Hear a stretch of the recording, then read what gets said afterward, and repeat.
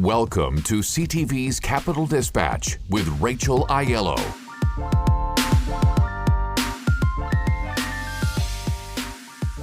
Hey, I'm Rachel Aiello, and welcome to this week's edition of Capital Dispatch.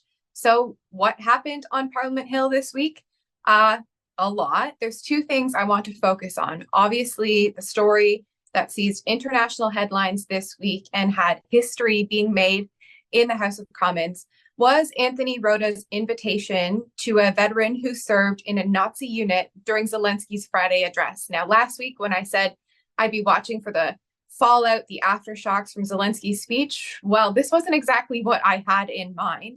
But essentially what we saw over the weekend was this controversy explode, the recognition that the Ukrainian veteran who Rota called out during Zelenskyy's speech, had the entire House of Commons stand and applaud him, was actually a former Nazi SS soldier. He apologized over the weekend, but then we saw this fever pitch of criticism come to the House of Commons. So we had a day of MPs decrying this incident, calling it a horrible embarrassment for Canada and for Parliament. And then the NDP were first out of the gate to call for his resignation. And over the hours that followed, other parties followed suit.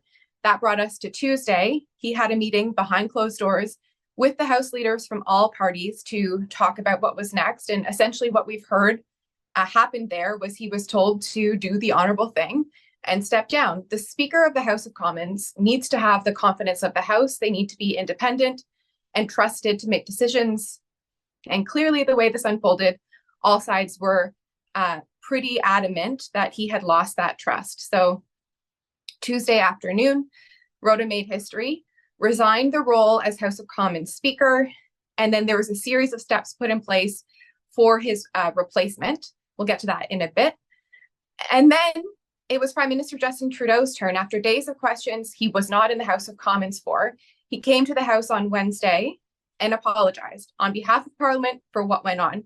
He also spoke about how horrible a mistake this was, how damaging it was, how much of a boon this situation, seeing Zelenskyy applaud a former Nazi SS soldier, was to Russia's propaganda war. They've basically used this line of attack to try to justify their invasion of Ukraine. Questions, though, are remaining about how exactly this happened. Some MPs are pushing for a study into how the vetting went. What the Prime Minister did or didn't know. His office remains adamant, and this is the way procedure goes, that he wouldn't have eyes on that list of guests that Rota had brought in. So we'll continue to watch the aftershocks of this one. The other quick thing I wanted to note that happened this week was something kind of interesting about the Conservatives. So I think they've made it quite clear now through their opposition day motions that they've got a strategy. Time after time, they are bringing forward motions about axing the carbon tax, and every time they're voted down. So you might ask, isn't insanity doing the same thing over and over again and expecting a different outcome? Well, I think there is a bit of strategy behind this. What we're seeing with all of these motions is them racking up a tally. And I think come the next election, they're going to be able to point to this list. Right now, I think it's 5 times and say, 10 times, other parties have voted against axing the carbon tax, and we're the only ones that are going to do it. So it's a bit of procedural shenanigans I just wanted to put on your radar as a bit of messaging around the carbon tax from the Conservatives that I think we'll see going forward.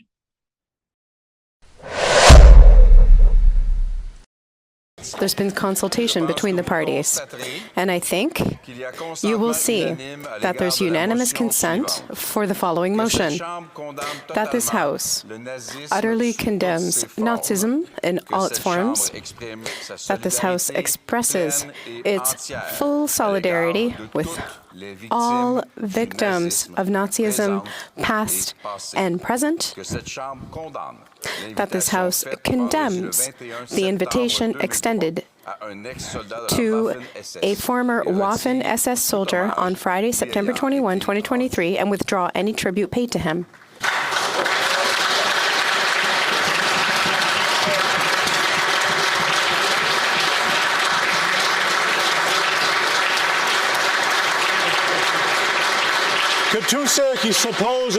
All those opposed to what the honourable member has proposed will please say nay.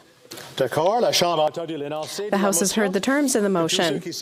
All those opposed to the motion will please say no. Carried.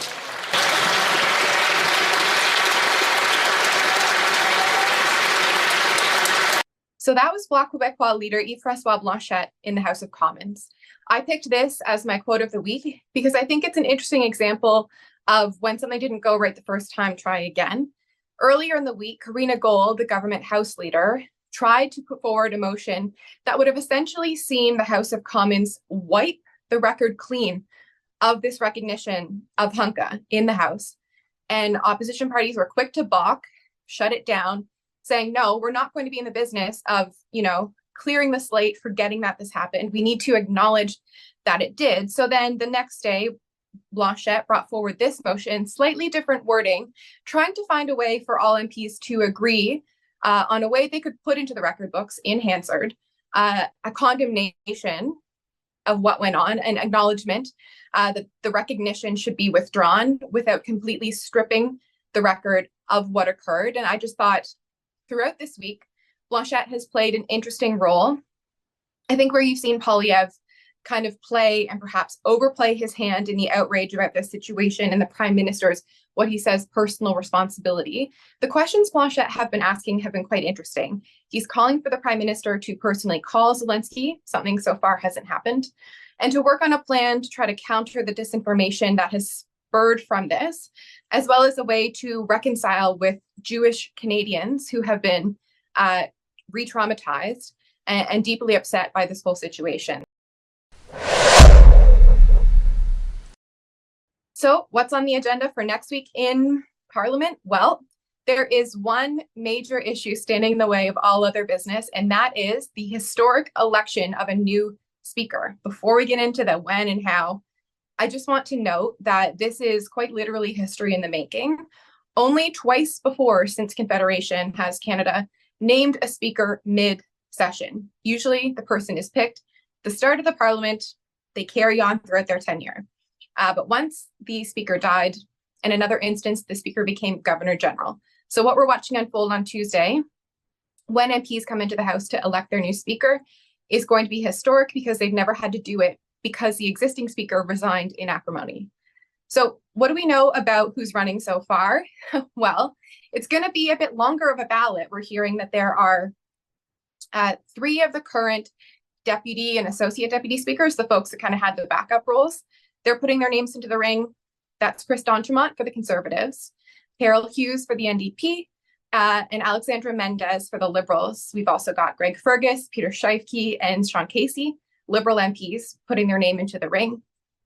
What are you expecting on Tuesday? Well, 10 a.m., they'll get into the House.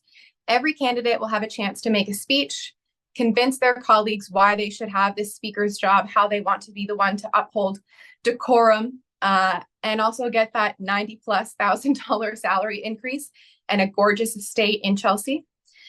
So they will give their speeches, MPs will deliberate, and then it's going to be a secret ballot. This really doesn't happen that often. All MPs need to be in Ottawa on the House floor to vote. Ranked ballot, behind curtains, House officials will go do the tally, and then we will know probably in 4 hours or so who the next speaker is. They will be ushered in, likely on the arm of Prime Minister Trudeau and Poilievre, show some sort of resistance, that's the tradition, and take their chair and give a speech about why they wanted this role, their vision for it. So I think it's going to be really interesting to watch who wins.